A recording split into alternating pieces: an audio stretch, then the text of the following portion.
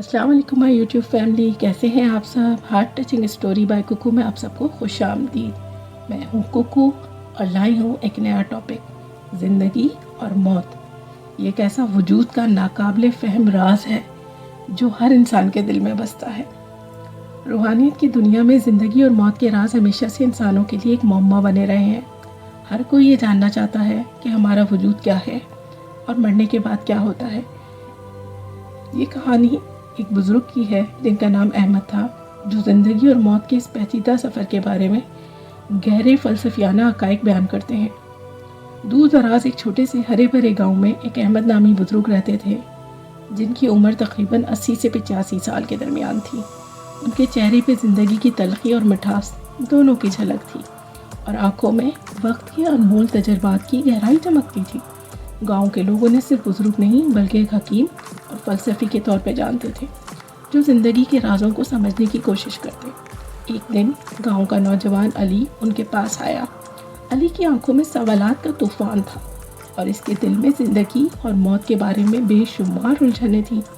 इसने अहमद से पूछा, दादा जान, मैं ज़िंदगी और मौत के बारे में समझना चाहता हूँ। हमें क्यों पैदा किया जाता है और फिर ये मौत का क्या मतलब है? क्या ये सब कुछ महज एक इख्तिताम है या कुछ और भी है? अहमद ने गहरे सांस के साथ बात शुरू की। बेटे, ज़िंदगी और मौत का राज इतना सादा नहीं जितना नज़र आता है। ये दोनों एक दूसरे के बग़ैर मुकम्मल नहीं होते।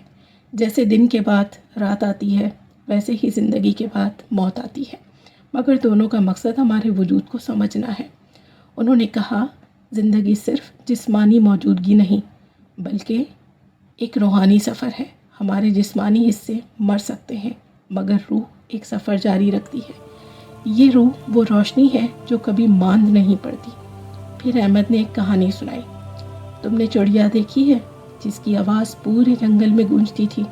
वो चिड़िया दिन भर अपनी मीठी आवाज़ में गाती रहती थी और जंगल के हर कोने उसकी महसूस मौसीकी से महजूज होते थे।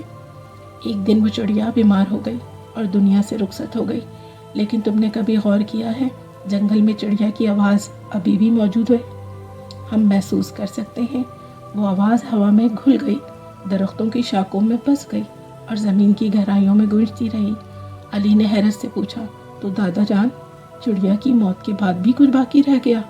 अहमद ने मुस्कुराकर जवाब दिया, हाँ बेटे, यही वजूद का राज है।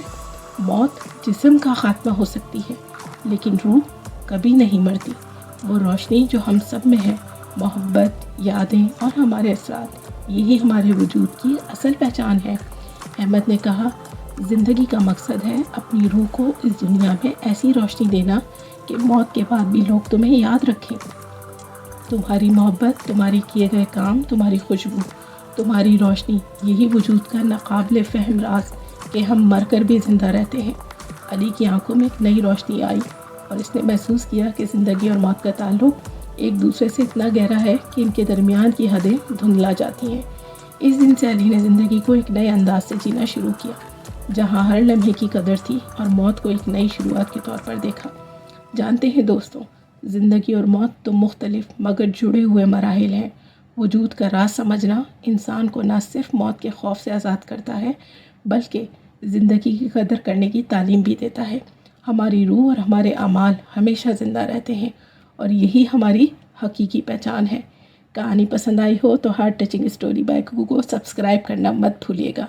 फिर मिलेंगे किसी और कहानी के साथ बहुत जल्द। तब तक के लिए अल्लाह हाफिज़।